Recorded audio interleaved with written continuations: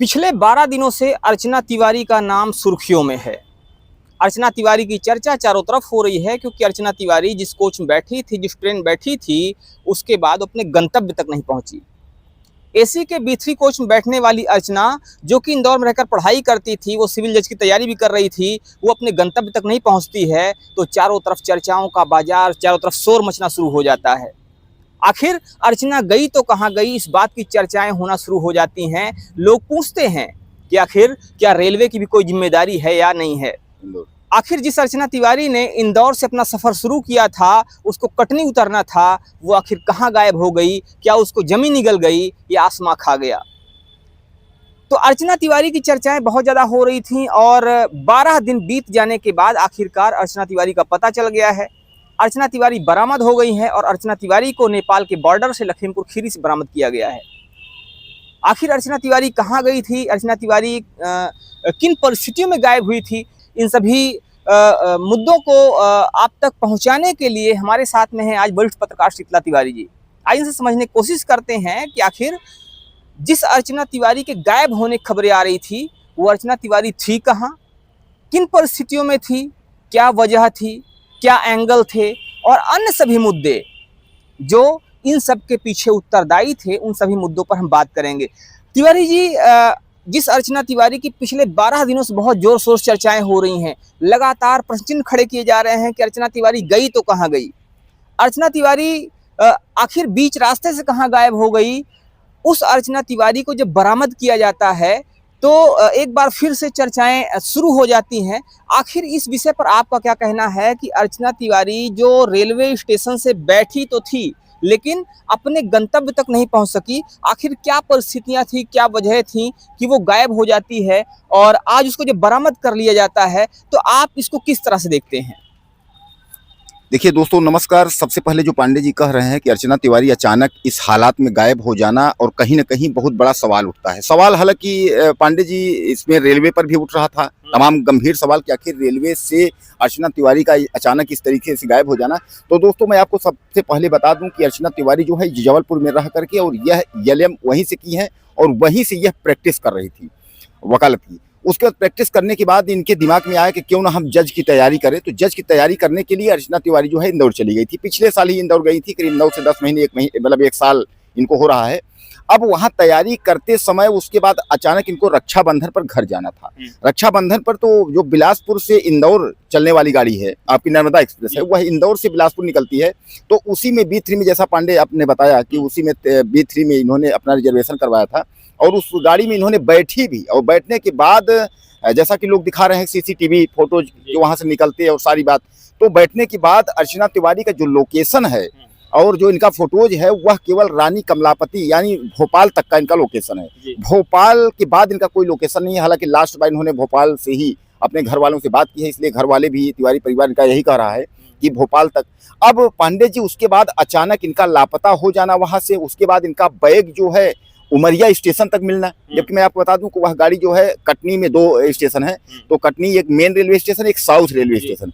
तो south railway station में अर्चना को उतरना था, लेकिन अर्चना वहां से नहीं उतरी। भाई, अर्चना उस गाड़ी में थी नहीं। उसके बाद टेलीफोन रिश्तेदारों को हुआ तो रिश्तेदार जो है उमरिया गाड़ी पहुंची थी, वहां जाकर के उसमें देखे तो उनका बैग जो है मिला। अब तमाम जो है लोग कहने लगे कि अपहरण हुआ, कि क्या हुआ, किसने किया। यहाँ तक पांडे जी बात हुई कि अर्चना तिवारी जो है वह गाड़ी से नीचे गिर गई।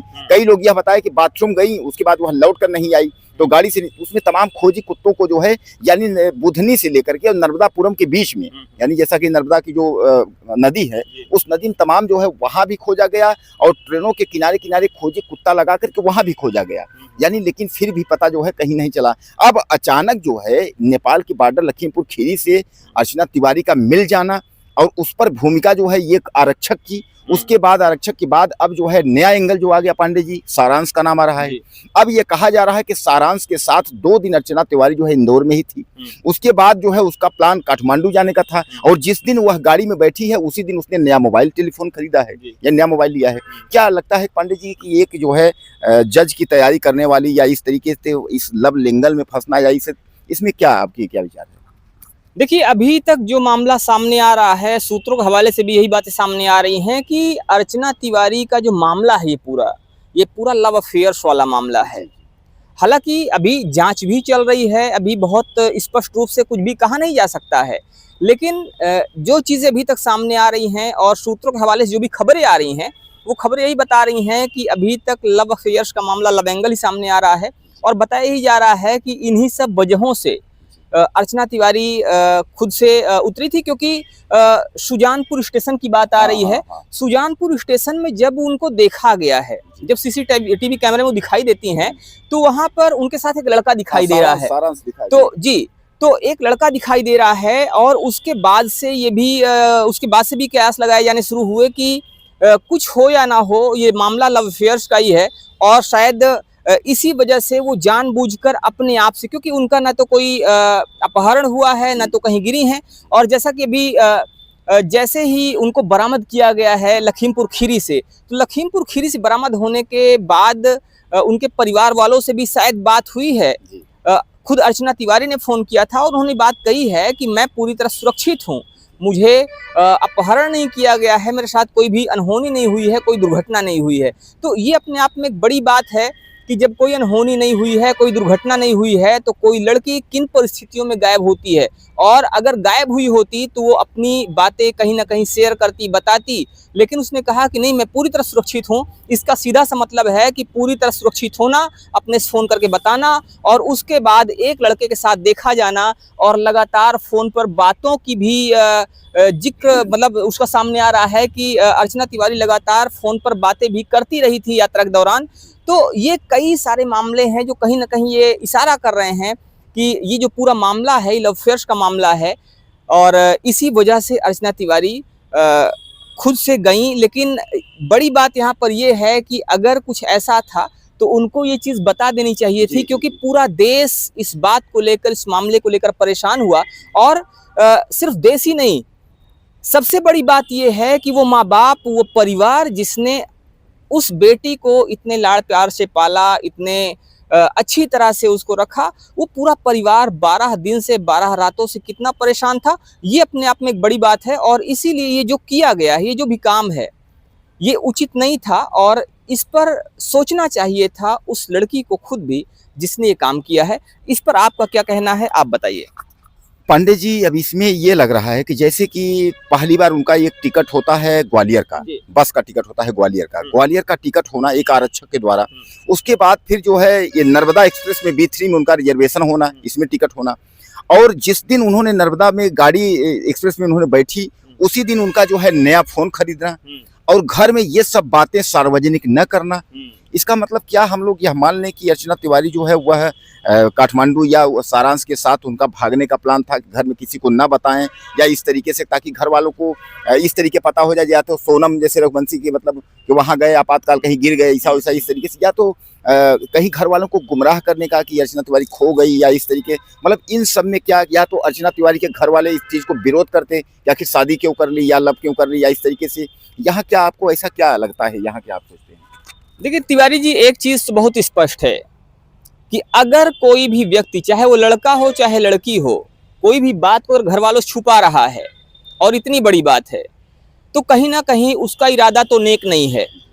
अगर इरादा नेक होता, अगर इरादा सच्चा होता, अगर सारी चीज़ें उचित होती, अगर परिवार वालों की नज़र में, या उसको लगता कि नहीं जो हम कर रहे हैं वो सही है और परिवार वालों से बता कर करना चाहिए, तो कोई भी व्यक्ति अपने परिवार से इतनी बड़ी बात छुपाता नहीं है। और ख़ासकर तब जब मामला एक सेंसिटिव हो, जब मामला किसी लड़की का हो और जिस लड़की को परिवार वाले अपने पलकों पे बिठा के रख रहे हों।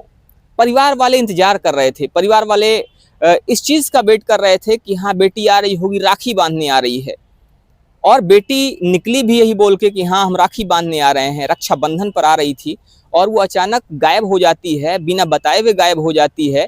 और उसके बाद वो फ़ोन भी स्विच ऑफ मिला था, तो फ़ोन का स्विच ऑफ हो जाना, कुछ भी खबर ना देना और 12 दिनों तक गायब रहना, तो इशारा तो कुछ करता है ये कि इरादे नेक नहीं थे। लेकिन अब ये मामला पूरी तरह से स्पष्ट तभी हो पाएगा जब जांच पूरी हो जाए, और जब सारी चीज़ें स्पष्ट हो जाएंगी तभी निकल कर सामने आएगा कि आखिर इसके पीछे वजहें क्या थी, आखिर ये सब चीज़ें क्यों की गई। क्या कहते हैं इस पर आप? जो भी आपका निष्कर्ष है, निष्कर्ष दीजिए इस पे दर्शकों को। तो दोस्तों कुल मिलाकर के अर्चना के बारे में जो नया अपडेट पांडे जी और हम लोगों की तरफ से आपको बताया गया कि इस तरीके से, हालांकि मतलब एक खुशखबरी अर्चना के परिवार वालों को नहीं, और हम सब जिसका जो है इंतजार था, हम लोग तमाम सोचे थे कि कहीं मानव तस्करी का बात है या अपहरण की बात है या ऐसा कुछ, तमाम जो है एंगल से हम लोग सोच रहे थे कि कहीं गिर गई ट्रेन के नीचे या नदी में कोई हादसा हो गया। तो बहरहाल वह जो है सकुशल पुलिस को मिल गई है, सुरक्षित है। पुलिस उन्हें लेकर के जो है भोपाल यानी पुलिस की जो जीआरपी की टीम है वह पहुंच रही है। अब आगे जो है सारांश को लेकर के और जो आरक्षक पुलिस का है उसको लेकर के और अर्चना के बीच में अब इसका पूरा जो डिटेल है, खुलासा है, वह आपके सामने जल्द ही आएगा। पांडे जी फिर अब क्या कहना चाहेंगे? तो बात यहाँ पर सिर्फ ये नहीं थी कि लड़की गायब हुई थी, बात यहाँ पर ये थी कि ये देश पर धब्बा था, बात यहाँ पर ये थी कि रेलवे पर धब्बा था कि रेलवे में एसी में टिकट कराने वाली लड़की, एसी में बैठ कर जाने वाली लड़की अचानक से गायब कहाँ हो गई। ये प्रश्न चिन्ह खड़ा हो रहा था उस रेलवे पर जिसे भारत की बैकबोन कहा जाता है, जिसे भारत की रीढ़ की हड्डी कहा जाता है, जो अपने आप को पूरे दुनिया में एक अच्छी, सबसे अच्छी रेलवे के रूप में प्रस्तुत करने की कोशिश कर रही है। ये प्रश्न चिन्ह उसके ऊपर था। लेकिन अब उसका बरामद हो जाना, लोगों के सामने सारी बात का स्पष्ट हो जाना और ये पता चल जाना कि नहीं, उसके साथ कोई भी अनहोनी नहीं हुई है, वो पूरी तरह से सुरक्षित है, ये अपने आप में बड़ी बात है, खुशखबरी की बात है। लेकिन ये प्रश्न चिन्ह भी है आज उन लड़कियों के ऊपर जो पढ़ने के लिए निकलती हैं, जो अपने घर से ये बता के निकलती हैं कि हम बेहतर करने जा रहे हैं, भविष्य संवारने जा रहे हैं, लेकिन वो परिवार वालों को बिना बताए हुए अचानक से गायब हो जाती हैं। ये कहीं ना कहीं धोखा है उस परिवार के साथ जो अपने बेटी पर इस बात के लिए भरोसा करते हैं कि उनकी बेटी उनको कभी धोखा नहीं देगी। और शायद यही वजहें हैं जिसकी वजह से प्रेमानंद महाराज और अनिरुद्धाचार्य जी महाराज, अभी कुछ समय पहले उन्होंने कुछ बयान दिया था जिसको लेकर काफ़ी ज़्यादा विरोध हुआ था।